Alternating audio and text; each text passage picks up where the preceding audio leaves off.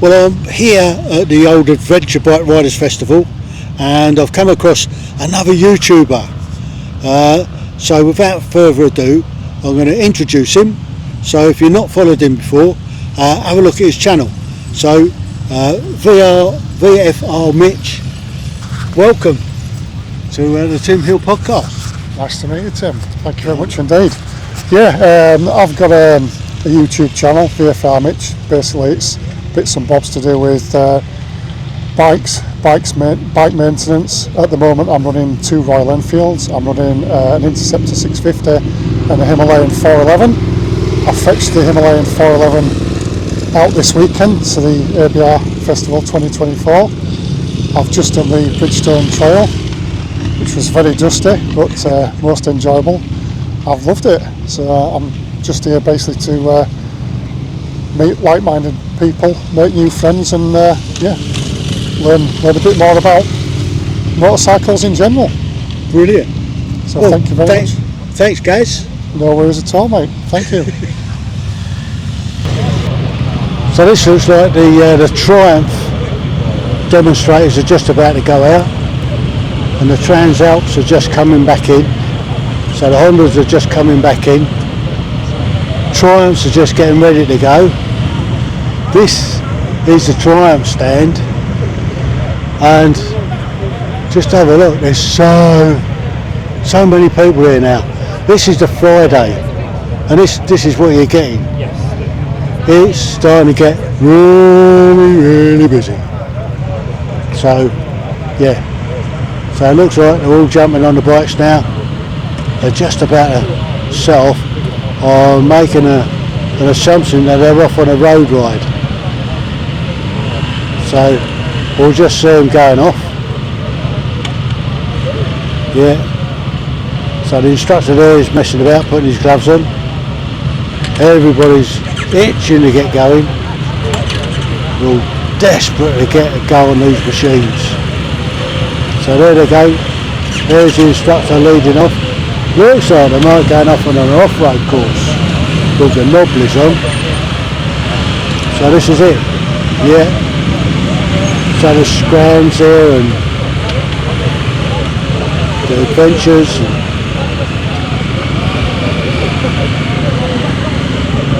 So there you go, look.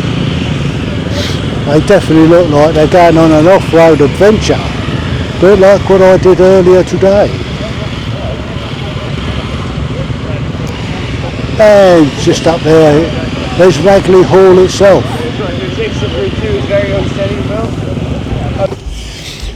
Right, I'm at my favourite coffee stop, which is OffRoad Bean, and I'm with the owner here, Nigel. So Nigel, can you tell us a little bit about how you got into OffRoad Bean and why you come back here each year? Okay. All right. Well, first of all, thanks for taking an interest in us, Tim. So OffRoad, I was in Scotland many years ago actually, and we were on our way to our favourite coffee shop, and in a lay-by was an old Land Rover, Mountain Rescue Land Rover, had a coffee machine in. Wasn't particularly good coffee, but the view was stunning. And I remember saying to Kim, well look, shall we go to the coffee shop, the great coffee you like, or shall we have this coffee with that view? And then I thought, why do people have to compromise? So hence, and we ended up with the Land Rover there. And the business is built on 3 principles: great coffee first and foremost, engaging customers, and a sustainable model, sustainable as to people, planet, and profit as much as we can. This is very much our forte, the ABR event. I know you love it as well. Yeah. We just come back from the Alps actually. We had a bike tour over there. We got back Friday, but we'd always make space for this show because it's a signature event for us. We're all bikers. We're all on GSAs or BMWs, and I think this is the home in the summer. This is the home of the adventure. Well, this is my 3rd show, and this is, I think, your 3rd show. This is our 4th, coming on 5th. Yeah, we've been here when there's been like a couple of thousand people, and this time there's supposed to be 15,000 plus. You've seen all it grow, sold out. So, unbelievably so. Yeah, and even though it's growing, we've got more business than we can deal with outside this event. Yeah. But I want to stay small. I want to stay niche. You know, our coffee is all hand ground, hand roasted in the Cotswolds by Ethical Addictions, and we want to be able to have that personal rule number 2 in our values: engage with customers. We want to tell them about the coffee. Brilliant. Well, can't ask for much more than that. So if you do come to the festival, be sure to stop by, see Nigel and the gang, and you're assured of a fantastic cup of coffee. And they are, like they say, they're very friendly, they're bikers, and yeah, I'm back for the 3rd year, and this has always been my coffee stop. Well, I've just had lunch, or brunch. That's probably going to be the only meal of the day. And I've just been to my favourite coffee shop, the Overlander Coffees, and just having a walk over the other side where I was pitched last year, and amazed that it's already filling up very, very fast.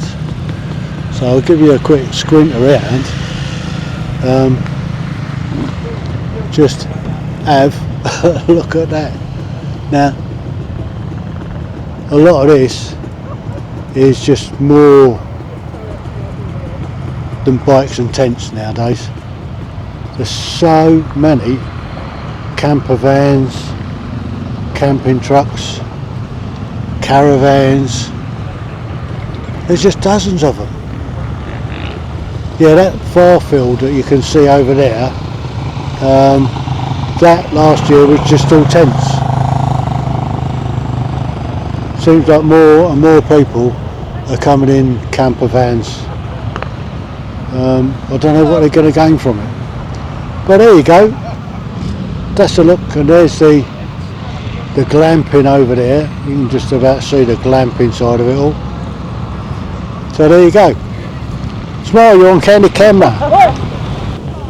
Now here's a couple of models or manufacturers I've not really heard of.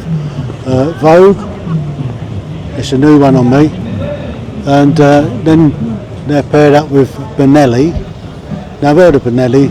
Benelli's never really been a bike for the UK. For some reason, I don't know why. It's an Italian bike that never really caught on. There was the Benelli 6, which is a 6-cylinder thing, but yeah.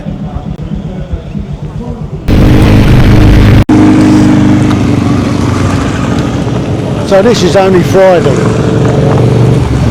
and it is extremely busy. So whichever way you look at it. So the boys from Dunlop are here, and you can get yourself new boots for your bike.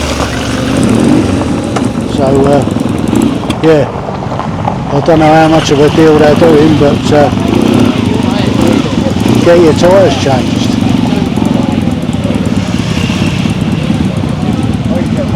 Oh, there you go. So this is the Suzuki stand, and yeah, they got a prime spot down just from the hall itself. People are having a go on them, checking them out, and this is their main sort of area. And there's a guy, Ian, who's a mate of Mark's. And over there you've got people signing up to go out and have rides. It's all good fun.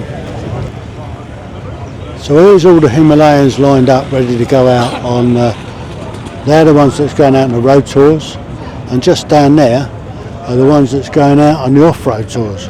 I had one of those out myself this morning, and just come round. This is the Royal Enfield stand. They've got a big old pitch, and they're obviously pushing the Himalayan or Himalayan, whichever way you want to call it. So there you go. There is something you don't see every day. These are brand new motorbikes, believe it or not. They're called Urals, and they're specifically made for the sidecar. And there's a young company that brings them in, and they got these ones here for people to go out in. So yeah, poor dog. So we got here. This is an interesting little place. They had this is a chill out area. So in there they got a little log fire burning, and yeah, people can have a cup of tea or wet and listening to the young lady there playing the piano.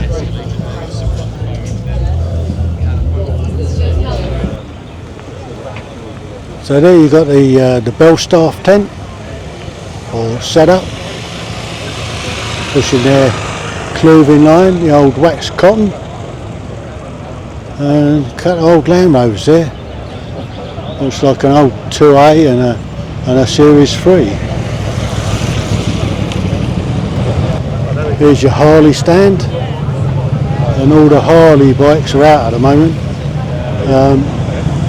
Looks like the oh, what's that? Ducatis and Hondas, they're all coming down here. Look. This man's accolades. I'm doing this with a straight face. So we wrote to all of our guests and we said, could you just give us a few top tips? How would you like to be introduced? Let us know what your top accolades are. Our next guest describes himself as a regular sort of chap who just loves to ride motorbikes. He's also managed to grow one of the UK's most viewed motorcycle YouTube channels, and 2 nights ago I was genuinely amazed. So I said to Andy, how many views do you have on your channel now? 100 million. Yeah, I thought the exact same thing. A pound per view. You wish. I'd settle for a penny. Now, since we last saw you, bear in mind it was actually a year ago on this stage that we hung out. We had good intentions after that. You've ridden a 100-year-old Harley Davidson, toured Mallorca on a Vespa, been on a shout-out with the Blood Bike, it's been a Pillion Eye 5-litre aircraft engine motorcycle, spent a month in Japan riding two up on a Triumph, reviewed over 50 new motorcycles, and published 124 videos on his YouTube channel. And still looks as good as this. Well, I was going to say, in his spare time, he is a supermodel for... No, that's actually somebody else that does say that. Look. Please welcome to the stage our friend Andy, better known as the Midland Flyer. Wow, thank you. Thank goodness I didn't wear the glasses, so I can't see you. Good. We're not going to do one of these serious interviews, are we? Yeah, a question for Carol. What's your name? Oh, Tim. Hello, Tim. So Carol, when you pass your test, have you got a bike in mind that you would like to own and ride? And would it be touring? Okay, three bits. One, if it was our friend Fiona, I would say any bike with 2 wheels and an engine, because that's her level.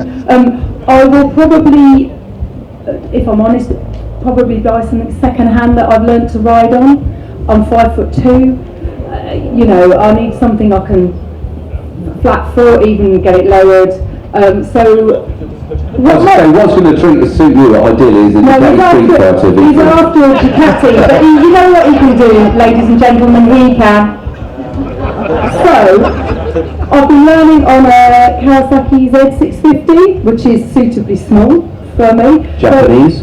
So I'll possibly get one of those second hand, continue my riding journey, gain a bit of confidence, and then go out and try some other things. Will I be going on tour? Yes. It may be on the back. I am still a happy passenger. I don't think that's... He never got me on the back of the bike before 2018, 19. So it's been a huge journey for me. It's been a reluctant journey, but one that actually now I'm really glad I've done. I really am. Because the biking community, I know it sounds a bit trite, but everyone's so friendly. 1, 2, 3, Midland And Carol! Awesome. We'll see you in the bar. Have a great festival.